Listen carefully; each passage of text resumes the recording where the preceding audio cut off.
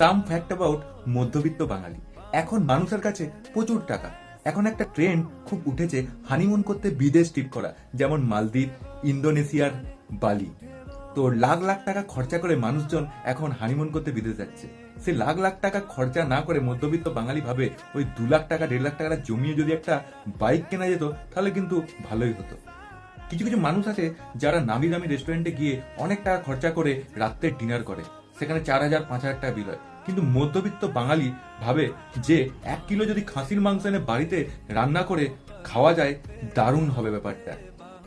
কিছু কিছু মানুষ আছে যারা প্রতি বছর বছর আইফোনের নিউ নিউ ভার্সনগুলো কিনতে থাকে, আইফোন 11 প্রো, আবার পরের বছরে বন্ধুরা লঞ্চ করে গেল আইফোন 13 প্রো, কিনে নিলাম। দেখতে পাচ্ছেন, এই ধরনের মানুষগুলোকে দেখলে মনে হয় যে ভাই, টাকার তো কোনো ভ্যালুই নেই।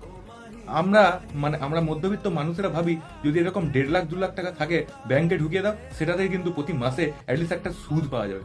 এরকম আর কার কার মনে হয় অবশ্যই কমেন্ট সেকশনে কমেন্ট করে জানা। এখনকার মানুষের সাফল্যের মাপকাঠিটা হয়ে গেছে আইফোন কেনার মধ্য দিয়ে, একটা দার্জিলিং কিংবা সিকিম কিংবা একটা বরফের কোনো জায়গাতে পোস্ট দিয়ে ছবি দিয়ে ফেসবুকে আপলোড করার মধ্য দিয়ে। কিন্তু মানুষ এটা জানে না, সাধারণ থাকার মধ্যেও কিন্তু একটা অসাধারণত্ব আছে, যেটা বুঝিয়ে দিয়েছেন আমাদের সকলের প্রিয় গায়ক অরিজিৎ সিং। তাই অরিজিৎ সিংকে দেখে আমাদের সকলের শেখা উচিত, সাধারণ থেকে অসাধারণ চিন্তা ভাবনা করো, দেখবে জীবনটা কিন্তু অসাধারণই হয়ে যাবে।